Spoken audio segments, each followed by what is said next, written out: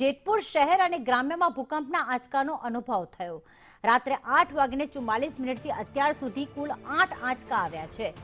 સવારે 6:19 3.8ની તીવ્રતાનો, જ્યારે 6:56 2.9ની તીવ્રતાનો ભૂકંપ આવ્યો, જ્યારે 6:58 ફરી આવ્યો ભૂકંપ, જેની તીવ્રતા હતી 3.2। સવારે 7:10 2.9ની તીવ્રતાનો અને 7:13 2.9ની તીવ્રતાનો બીજો એક આંચકાનો અનુભવ થયો। ત્યારબાદ 20 મિનિટ બાદ ફરી એક વખત આંચકો આવ્યો, જેની તીવ્રતા હતી 2.7। ભૂકંપનું એપી સેન્ટર ઉપરેટાથી 28 કિલોમીટર દૂર નોંધાયું છે, પણ રાત્રે 8:44 આંચકો આવ્યા બાદ એક ફરી 8 ટોટલ આફ્ટર શોક્સ આવ્યા છે, જેના કારણે લોકોમાં ભયનો માહોલ। આજ સવારે 6:20 થી લઈને અત્યાર સુધીમાં 8 આંચકાનો અનુભવ અમને થઈ ગયેલો અને કાલ રાતે પણ એક આંચકો આવેલો, તેનો અનુભવ અમને થયેલો। તેને હિસાબે અમારા દુકાન ને મકાનમાં બહુ ધ્રુજારી ઉત્પન્ન થઈને અમને એકદમ ડરનો માહોલ ઉત્પન્ન થયેલો છે।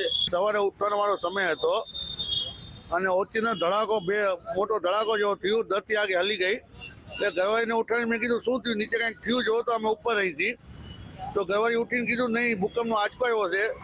ત્યાંથી અત્યાર સુધી 7 થી 8 આંચકા આવી ચૂકેલા છે, અમે અનુભવ્યા છે। અમને એવું લાગે છે કે 26 વર્ષ પહેલાં જે હોનારત થયું હતું ભૂકંપની હિસાબે, એવું ના થાય એવું અમે વિચારી રહ્યા છીએ।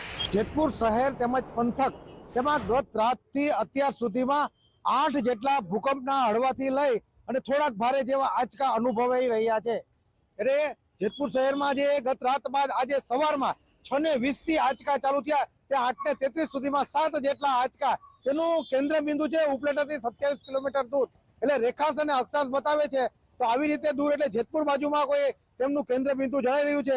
તો આ આંચકાને કારણે સતત આ 7 સવારથી અને અત્યારે કાલ રાતનો 1 એટલે 8 આંચકાથી અત્યારે લોકોમાં ભયનો માહોલ છે।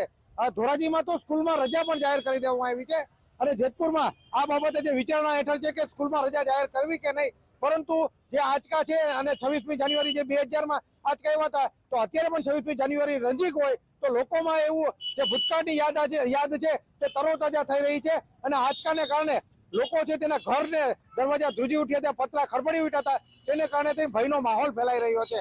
હિતેશ રાઠોડ, સંદેશ ન્યૂઝ, જેતપુર।